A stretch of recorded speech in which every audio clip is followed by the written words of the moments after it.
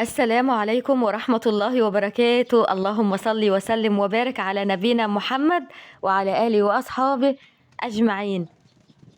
إخواتي ومتابعيني الغاليين في كل مكان داخل مصر وخارج مصر، أهلا بكم، مرحبا بكم في قناتي، مرحبا بكم في مصر وأم الدنيا. النهاردة بقى عايزة أقول لكم بادئ من البكور، ما هي البركة يا ولاد في البكور، وشغلة البدرية منسية زي ما أمي كانت بتقول. صحيت بدري بدري وخلصت كل شغل بيتي بدري بدري، والست الشاطرة بقى اللي يجي عليها آذان الظهر كده وهي مخلصة كل شغل بيتها، مروقة شقتها ومنظماها ومرتباها وغاسلة فرشتها وغاسلة أطباقها ومطبخها نضيف وزي الفل، مصلية فروضها واخدة بالها من نفسها كمان.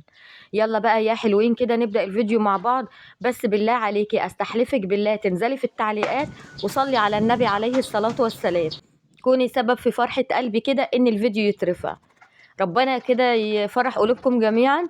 وكمان حطي لي لايك قمر يشبهك كده ويشبه قلبك. يلا حطي لي لاف وانزلي في التعليقات صلي على النبي عليه الصلاة والسلام. ودي اجمل حاجة يا ولاد تكتبوها لي هي الصلاة على النبي عليه الصلاة والسلام، منه كده الفيديو يزيد بركة، ومنه كمان انتوا تستفيدوا كده بوقت الفيديو وتكسبوا ثواب كمان يا ولاد، ربنا يبارك فينا جميعا. يلا يا حلوين، حطيتوا اللايك وصليتوا على الرسول عليه الصلاة والسلام. يلا ندخل على الفيديو مع بعض. بنطلع الهدوم الشتوي وبندخل الصيفي، او بنشيل بقى الفرش الشتوي وهنبدأ بقى نفرش الصيفي.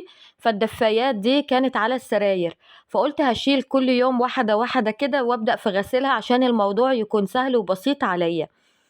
المفرش ده كان تقيل جدا انه يتغسل في الغسالة، فقلت لا خلاص يعني بلاش علشان ما يكونش تقيل على مروحة الغسالة وكده، ومنه هبوظ الغسالة او اخربها، ومنه كمان هو مش هينضف. فروحت كده على الحلة بتاعتي اللي انا مخصصاها لغسيل الفرش، مليتها مية وحبة داوني وحبة اريال وقلت هنقعه، وطبعا لما يتنقع شوية يتغسل اخر النهار. سبته على جنب وكنت نزلت السوق وجبت خس وجبت لفت كمان، وجبت سمك للغدا. هنشوي سمك النهارده يا ولاد، ونعمل رز ابيض وسلطه مشكله كده، وبألف هنا وشفا يا رب. اللفت بالورق بتاعه بصراحه اغراني، يعني الورق بتاعه حلو قوي، اول مره اجيب لفت ويكون الورق بتاعه اخضر وطري وجميل كده. ده غلب الورق العنب يا ولاد والله من كتر ما هو جميل. بصراحة استخسرت ان انا ارميه، يعني حاجة حلوة زي كده تترمي ليه؟ ما ينفعش. رحت قطعت الورقة الخضرة كده ونضفت اللفت بتاعي وجبت طبق، وقلت بقى الورق بتاع اللفت ادخله التلاجة لحد لما اجهزه للمحشي، اعمل منه حلة محشي معتبرة كده جنب بطاية حلوة. ورحت بقى على اللفت بدأت اقطعه، هقولك النهاردة على طريقتي في عمل مخلل اللفت، وبجد يا بنات انا بعمله حلو قوي وكل اللي بياكلوا من ايديا بيعجبه. عندي مرات اخويا لما بتجيلي البيت، يعني بصوا بتجيلي اول ما بتدخل على طول بتطلب المخلل تقول مش عايزه اشرب حاجه هاتيلي مخلل بجد بتقولي والله انتي ما فيش حد بيعمل مخلل زيك يا مياده، ربنا كده يا رب يخليها لينا ويحفظها يا رب ويسترها معاها هي واولادها ويخليها لاولادها، انا بحب مرات اخويا قوي يا ولاد. المهم ايه، تعالوا نرجع للمخلل. قطعت اللفت بتاعي مكعبات كده والعروق كمان، لاني عندي طفل صغنطوط كده شبه القرد بيحب العروق، وعبيته في البرطمانة.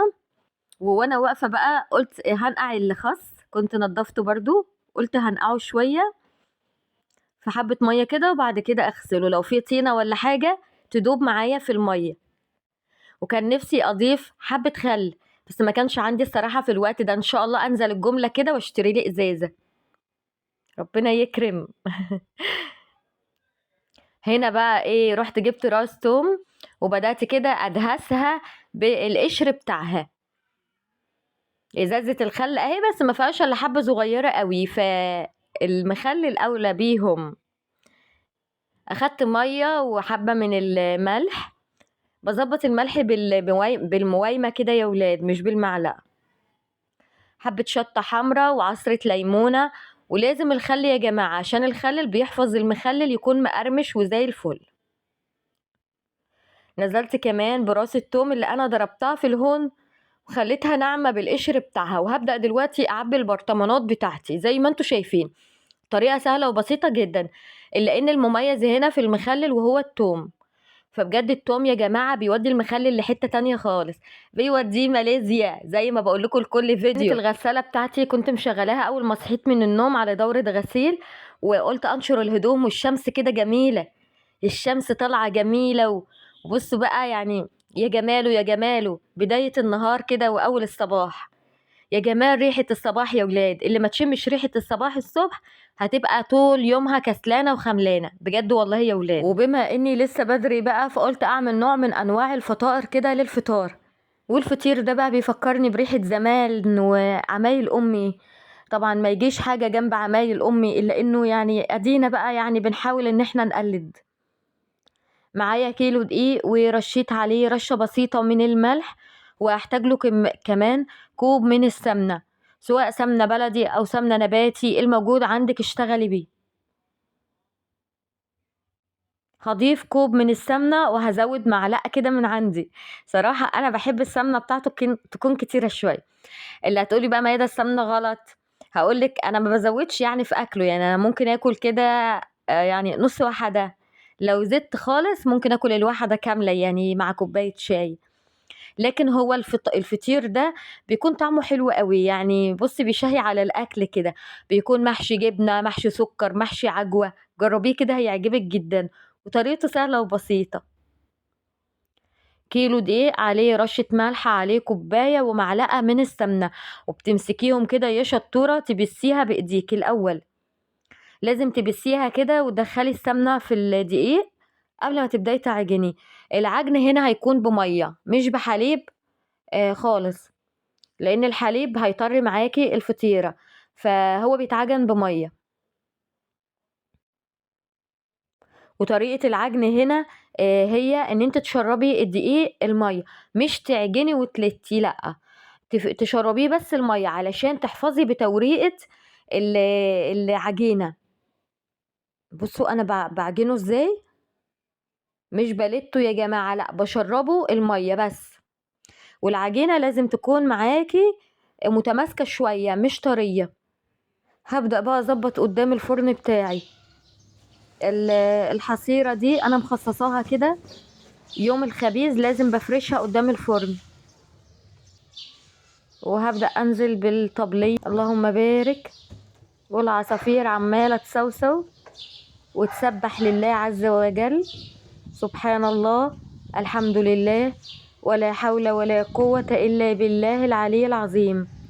اللهم صل وسلم وبارك عليك يا سيدي، يا حبيبي، يا رسول الله. اللهم ما أصبح بي من نعمة أو بأحد من خلقك فمنك وحدك لا شريك لك، فلك الحمد ولك الشكر. أصبحنا على فطرة الإسلام، وعلى كلمة الإخلاص، وعلى دين نبينا محمد صلى الله عليه وسلم، وعلى ملة أبينا إبراهيم حنيفا مسلما وما كان من المشركين. كرري كده أذكار الصباح وإنتي بتعملي يعني مصالح بيتك الصبح، استغفري وسبحي وهللي واستفيدي بوقتك. واوصيكم بقى يا ولاد بالدعاء كده وانتي قاعده مع نفسك كده، حاولي ان انتي تدعي كتير قوي، الدعاء نص العباده. ادعوا لمتوفاكم ربنا يرحمهم، هم في اشد الاحتياج لدعوه حلوه مننا. فبجد خليكم دايما كده متذكرينهم من الدعاء، ربنا يرحمهم ويغفر لهم ويسكنهم فسيح جناته. ادعوا لمرضانا، ربنا يشفي مرضانا ومرضى المسلمين، ويخفف وجعهم وألمهم، يخفف كل من يشتكي وجع، ربنا يشفيه ويعافيه يا رب العالمين باسمه الشافي المعافي. ادعوا لولادنا ربنا يهديهم ويصلح حالهم ويبعد عنهم صحبة السوء، ويقر عينينا بيهم وبنجاحهم. ادعوا لكل مشتاق للذرية الصالحة، ربنا يطعمه ما يحرمه، ويرزقهم أطفال معافى، ويرزقهم الذرية الصالحة، ويفرح قلوبهم بأجمل بيبي. ويا رب يا رب يا رب، اللي نفسه في حاجة ربنا يحققها له، واللي له أمنية يفرح بتحقيقها. بدأت بقى كده أبط الفطير بتاعي زي ما انتوا شايفين، بعد ما حشيته، اللي حشيته جبنة، واللي حشيته سكر، واللي حشيته عجوة، وكل حاجة وكل حد في الأسرة بيحب حاجة أو بيفضلها اعمليها له. ربنا كده يجازيك الخير كله ويديك الصحة ويعينك على تربيتهم.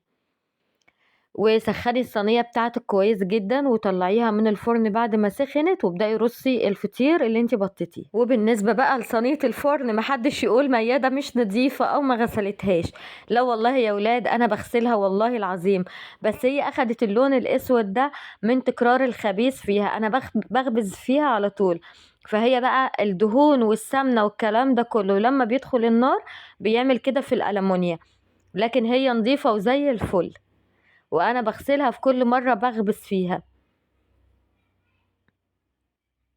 ايه رأيكم بقى يا ولاد؟ ايه رأيكم كده في الصحيان بدري والنشاط والهمة والحيوية؟ ايه رأيكم؟ هو في اجمل يا ولاد من ان انتوا تصحوا بدري؟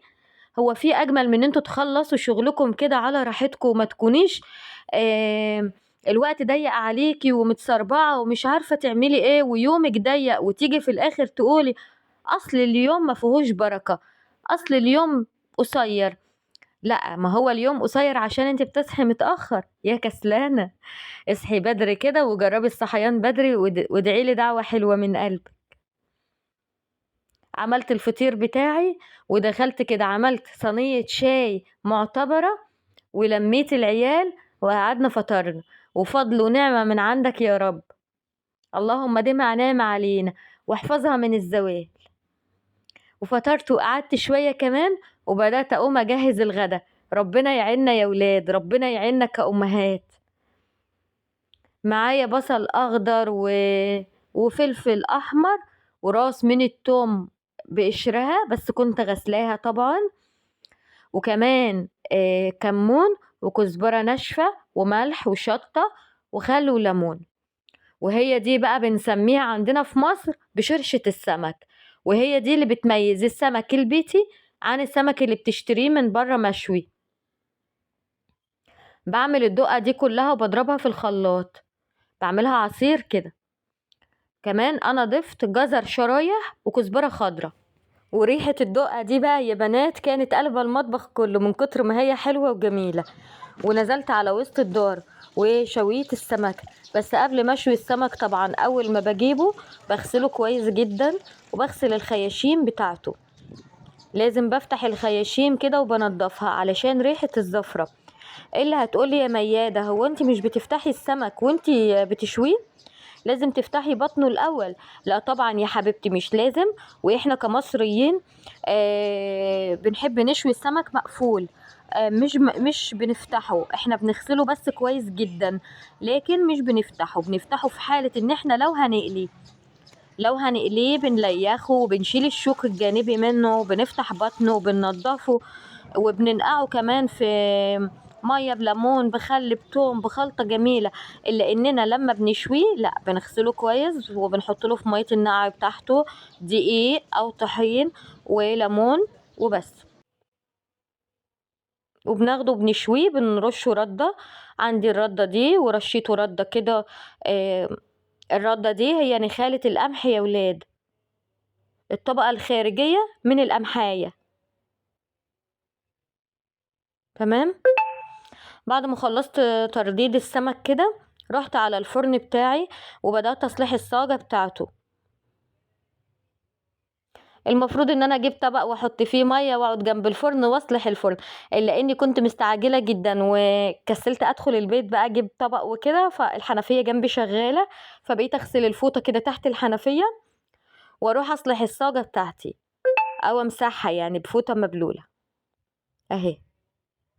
طبعا ده يعني من النظافه، يعني ما ينفعش تشوي السمك غير لما تصلحي الصاجه. الفرن هنا حامي جدا والسمك لازم يدخل على نار عالية مبدئيا، لانك لو دخلتيه على الصاجة باردة هيلزق معاكي في الصاجة، انما لازم يدخل على صاجة سخنة جدا. وابدأي بقى رصي السمك بتاعك، ما تقلبيهوش غير لما تتأكدي انه اخد لون من تحت. ايه رأيكم يا ولاد في شوي السمك؟ ريحة واصله لكم؟ انا من عشاق السمك، بحب السمك قوي. احنا كبلد بلطيم، احنا طبعا من بلطيم، فبلد ساحلية، فعندنا بقى بحيرة البرولوس وعندنا البحر المتوسط، فاحنا يعني السمك ده عندنا أكلة أساسية، فبلدنا كلها بتحب السمك بصراحة.